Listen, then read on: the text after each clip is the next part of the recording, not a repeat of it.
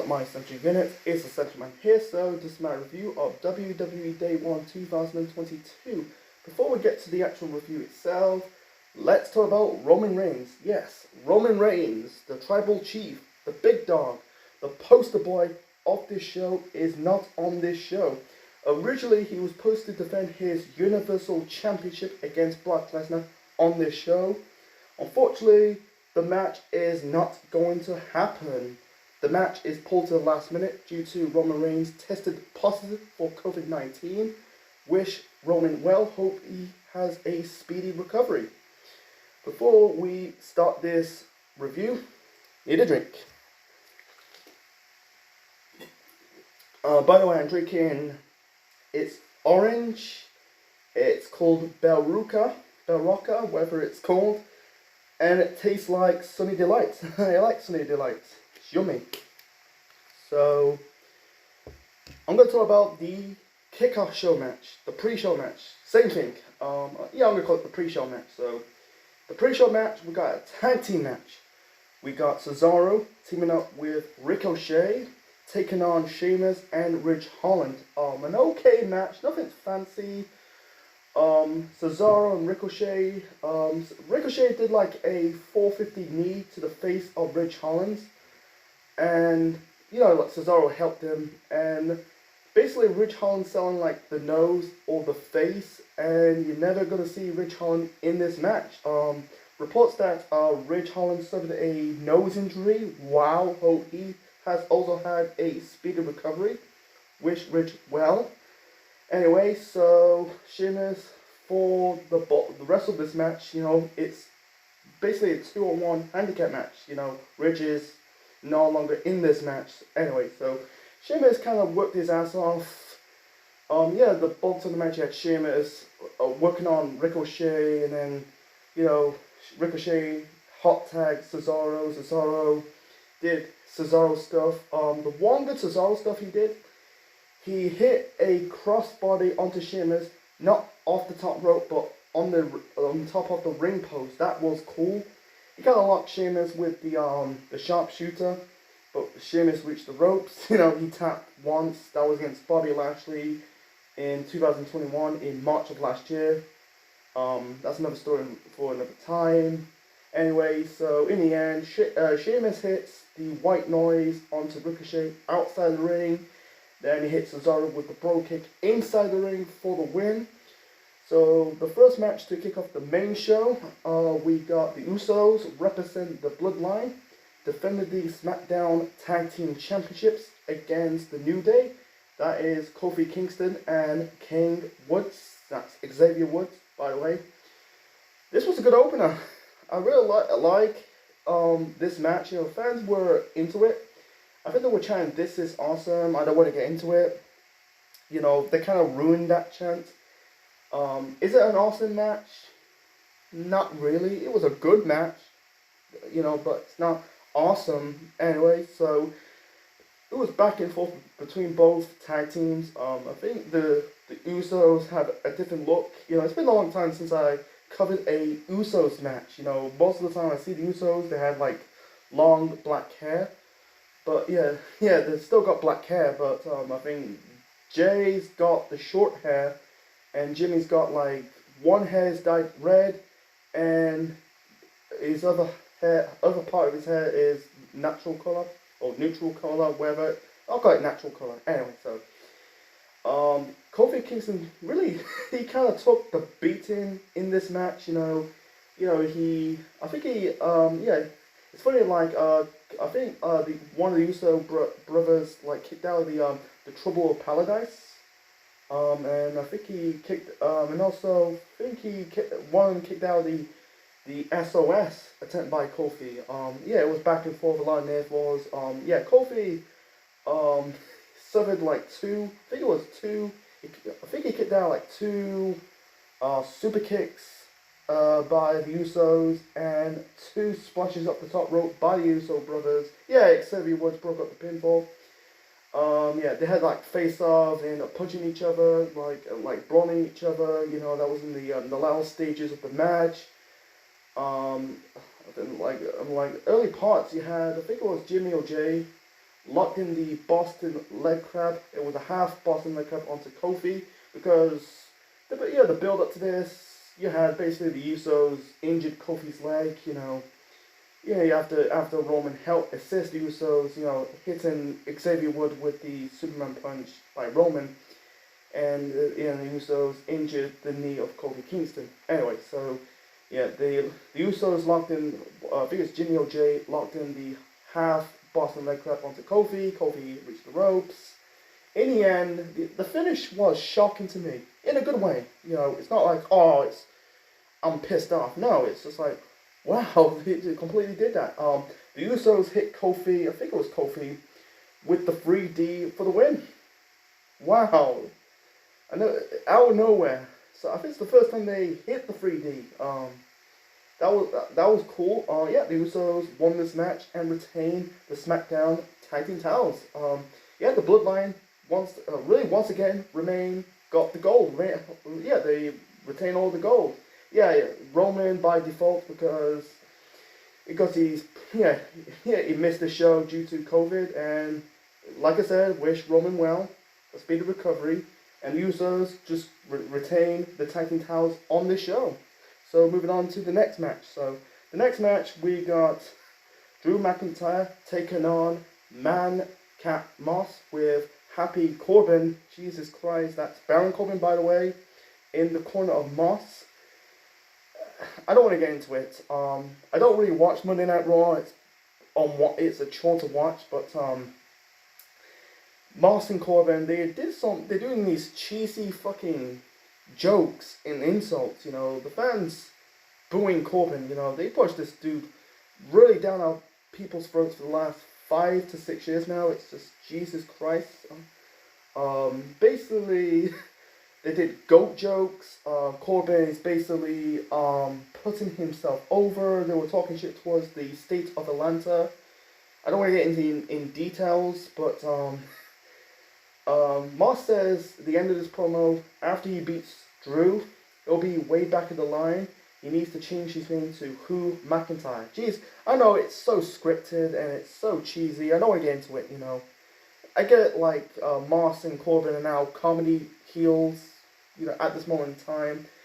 Corbin's chances to become a serious heel, like a world champion, is officially over at this moment in time. Anyway, so let's talk about the match between Drew McIntyre versus Cat Moss. I keep saying Manscaped Moss. It's a fucking stupid name. Anyway, so nothing much about this match. I'm trying to keep it short and simple, folks. I knew Drew will get the victory over Moss. Moss, he kind of work on Drew the box of the match. I don't think Corbin interfered. Not in my knowledge. It was a boring match, by the way. It was a 9-minute match. I think Moss kicked out the future shot attempt by Drew. In the end, Drew hit the Claymore. The Claymore kick onto Moss for the win. Sorry, I was choking on my own spit. Like I said, my throat is a bit dry. I say Claymore kick onto Moss for the victory. I need a drink, by the way. 1 second. And then later on, there was a segment when Moss and Corbin beat down Drew. I'm guessing this is setting up they kind of extend this rivalry between Drew versus Corbin and Moss. So they'll probably, I think, probably the next match against Drew versus Corbin probably be at Royal Rumble or the Elimination Chamber. Don't know. They're doing the Elimination Chamber pay-per-view of this year. I don't know. Since TLC scraps, there's probably some shows might be scrapped. I don't know.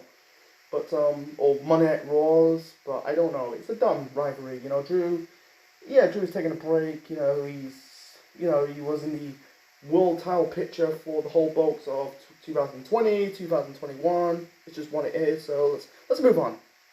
Sorry about my stumbling.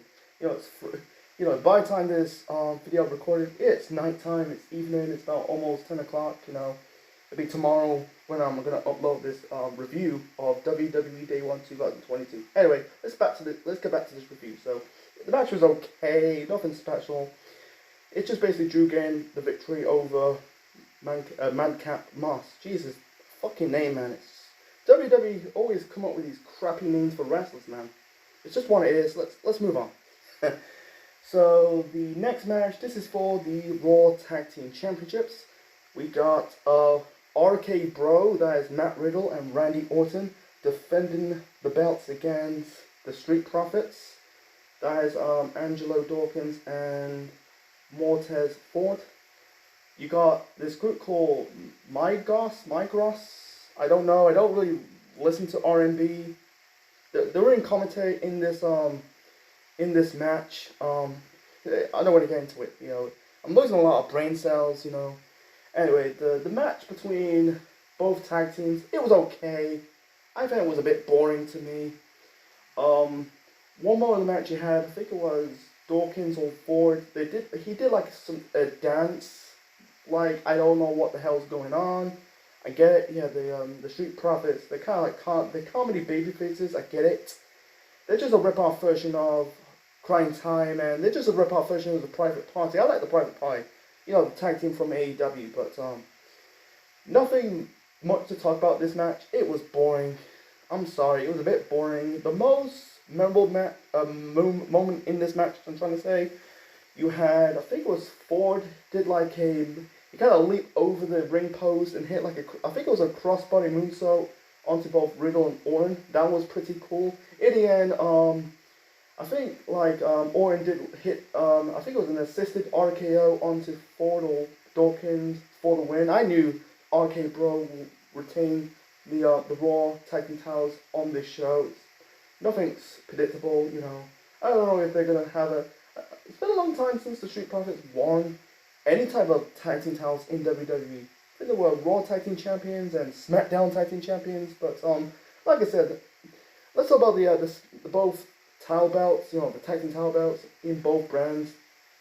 I'd rather just beef up both divisions, or in my opinion, they need to unify the belts and just go back to doing like a single tag team division. That's just me, but that's not going to happen. So moving on to the next match. So the next match is a bit of an improvement, but that's not saying too much. We got The Miz with Maurice in The Miz's corner taking on Edge. Edge came out with a Brood entrance. That was cool. And then Do You Know Me theme. That was cool to see Edge, play. It's a callback to the days when he was part of the Brood with Christian and Gangrel. Unfortunately, the chance of a Brood reunion is not going to happen because I don't know why. I think Gangrel is still alive. Christian is now in AEW and Impact Wrestling. Anyway, so the match between Miz and Edge, it was okay. I think it was a decent, good match. But besides that, there was no chemistry between Edge and Miz. Miz was not known for his wrestling skills. He's known for his character. Too much Maurice in this match. She interfered a lot, Like, Edge locked in the crossface onto Miz. Miz reached the ropes. I think Maurice kind of hit Edge with some foreign object or slapped him. This was in the allowable parts of the match. We'll get to the ending a little bit shortly. Edge hit it was a jumping DDT onto the Miz on the ring apron onto the floor. That was sick. Then Miz was going to hit Edge with the Skull Crusher finale on the announce table. But I'm guessing Edge hit Miz. I don't know if it's a jumping DDT or some kind of wrestling move. I don't know. In the end, you had Beth Phoenix. She looks like a Viking, with the haircut, with the hairstyle. She's not longer wearing the crown. She wears like her tiara. If you follow Beth Phoenix as a wrestler, so yeah, she left her position in NXT as a commentator. I'm guessing she's coming back and will have one more run on the main roster. That's another story for another time. She coming down to the ring, basically chase off Maurice. In the end, Edge hit the spear onto the Miz for the victory. This has set up a mixed tag team match. 100% that'll be at the Royal Rumble. That's another topic for another time. It was a decent, good match. I'm not saying I almost say it's a standard match, but I thought it was a slightly disappointing match. But it was the reason why I say it's slightly disappointing has to do with it was a bit boring. It was a bit slow paced, but it was 20 minutes, by the way. 20 fucking minutes of this match between Miz and Edge. I wish it'd be better if they cut this match in half, but that's just me. But besides that, it was a decent, good match. So moving on to the Raw Women's Title match. But before that, you had this segment with not a segment, but like this video clip with Johnny Knoxville. You know, the actor known for the Jackass movies and the Jackass show and previous projects. You know, the what's it called, so it's the movie with Arnold Schwarzenegger. You know, I got the DVD. It's still got the DVD. You know, the 2013 movie. What's it called? The Last Stand. It's called.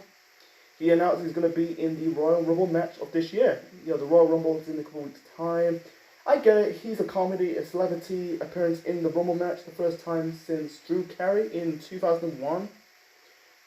You know, that's a future topic for another time. You know, you have to wait a few weeks until I'll do my predictions and review of the Royal Rumble of 2022.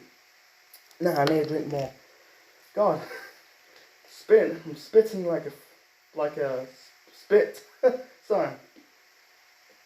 It's not that late, but it's dark, man, by the way. The next match, we got Becky Lynch, the man, defending the Raw Women's Championship against Liv Morgan. This was good. I don't necessarily call it a match of the night. It was good for what it is. The whole bulk of the match had Becky has some offense on Liv. I think like one more in the match, Becky locked in like I think it was a cross arm breaker, trying to like transfer it into the dishonor. I think Liv kind of countered it into like a normal roll up. Liv has some offense, you know, she did like a suicide dive. I think she hit Becky with a missile drop kick off the top rope. One more of the match. This was outside the ring. She kind of placed Becky's arm underneath the ring post and stomping her arm, and then locked in the I think it was the rings of Saturn. I thought Becky's about to tap out. When's the last time Becky tapped out? It's been a long time. I don't know what the last match Becky Lynch actually tapped out. But Becky also kind of into a roll up herself. In the end, Becky hit the manhandle slam for the win. And I knew Becky would retain the Raw Women's Championship. They need a fresh new challenger for Becky, you know, I don't know, you know, because she fought Bianca, she fought Liv, I don't know, Asuka, already seen it, I don't know, man, they need fresh new challenges for Becky, man. I don't think Bayley's coming back anytime soon. That'd be cool to see Bayley, but Bayley as a babyface, nah, I don't know. That's another. Well, let's move on, you know. But let's move on to the main event. So the main event, this is now a fatal 5-way for the WWE Championship. Yeah, because Brock Lesnar was supposed to face Roman for the Universal title on the show. Like I said, the match was cancelled due to Roman suffering, tested positive to COVID-19. So yeah, Brock is added to the fatal 4-way. Now it's a fatal 5-way. The contenders are the WWE Champion Big E Langston. I call him Big E Langston, not Big E. Come on now, that's stupid. Seth freaking Rollins, the Monday Night Messiah. Kevin Owens, Bobby Lashley, and Brock Lesnar. The match was good. And this, by the way, this was the first time both Lashley and Lesnar face each other in the ring. You know, it's been, over like 12 years, the fans crying out to see Brock Lesnar versus Bobby Lashley in a wrestling ring. Lashley did an interview back in 2009. If he wants to come back to pro wrestling, the one opponent he wants to face is Brock Lesnar. And now we're getting that. Anyway, so yeah, this was good. Lesnar did like the suplex, and then Lashley speared Lesnar through the announce table. That was cool. And I think like Owens and Rollins, like the helped. I think he hit like they kind of put Lashley or Lesnar. I think it was Lashley. I think it's Lesnar or Lashley through a announce table. It was a fun match. It was a spot fest, typical triple threat, fatal 4-ways, fatal 5-ways. It's just what it is. I'm not I'm not gonna get fucking pissed off. It's just what it is, you know. I'm accepting this, man. It's just what it is, you know. You know, people say it's denial. You know, I'm moving on. I don't want to get into it. So, Lesnar hit the F5 onto Kevin Owens. Lashley hits Lesnar with a spear. Lesnar kicked out. I'm trying to keep it short and simple, folks. You know, nothing much to talk about. In the end, Lesnar hit Big E, or I'm gonna call him Langston. Hit Langston with the F5 to pin him and become the new WWE champion. I don't know how many months did Big E Langston retain or hold on to the belt. I think he won the title in October. I think it's October. October, November, December, January. So basically 4 months. That was a bit bullshit. You know, I never see Langston hold the belt until WrestleMania. Maybe at the Rumble, but WrestleMania.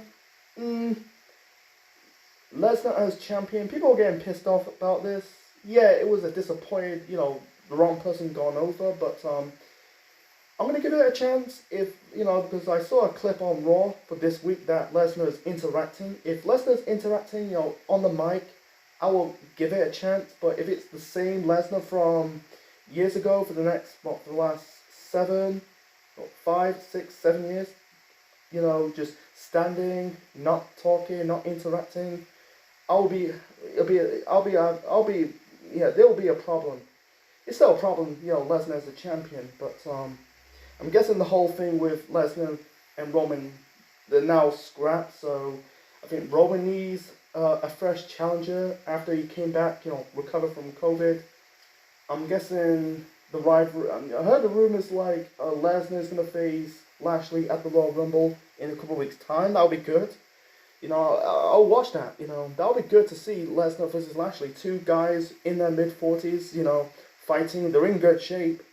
That'll be, I don't know if that'll be in the main event. I don't know. That's another topic for another time, but it's a damn shame for Langston holding that belt for 4 months, or I think it's 4 months, 4 or 5 months. You know, he should deserve more, better, man. You know, I can see him holding the world title soon, in the future. But the one nitpick, the one thing I don't want to see is Big E reunite with the New Day. That would be fucking stupid. Let Big E be a single star even longer, because the New Day at this moment in time is finished. You know. Anyway, it's finished, finito. So anyway, so let's get on to my final rating on this show. So the final rating for WWE Day 1 2022, I'm going to give it a 6 out of 10. Okay show, nothing fancy, wasn't terrible. No matches in the okay, no matches in the bad, actually. The only thing in the bad has to be, you know, basically just Lesnar winning. But the 2 matches in the okay has to be the Raw Tag Team title match, you know, I almost say rated, but RK Bro versus the Street Profits and Drew versus Moss. The good was the good. It was decent. It did not make me have to go, hey man, let's watch Day 1 again. No. The opener, the opener, the SmackDown title match, you know, Usos versus New Day. The 5-way match was fun. Miz versus Edge, that was a decent match. And also the Raw Women's title match between Becky Lynch versus Liv Morgan. Yeah, I hope that this is the one-off. I don't want to see this show ever again. You know, please don't, because Vince's ego at this moment in time is so bloated. He can make it as an actual event. Just go back doing New Year's resolution shows, you know, from the 2000s, you know. But unfortunately, that's not going to happen. There's more chance of me shagging the Queen. It's just what it is, so. So anyway, so hope you enjoyed my review of WWE Day 1 2022. Leave your thoughts in the comment section below. Smash the like button, click the bell. Be part of the Central Unit if you're not subscribed for more wrestling videos and more. This is Central Man officially signing out. Check you later.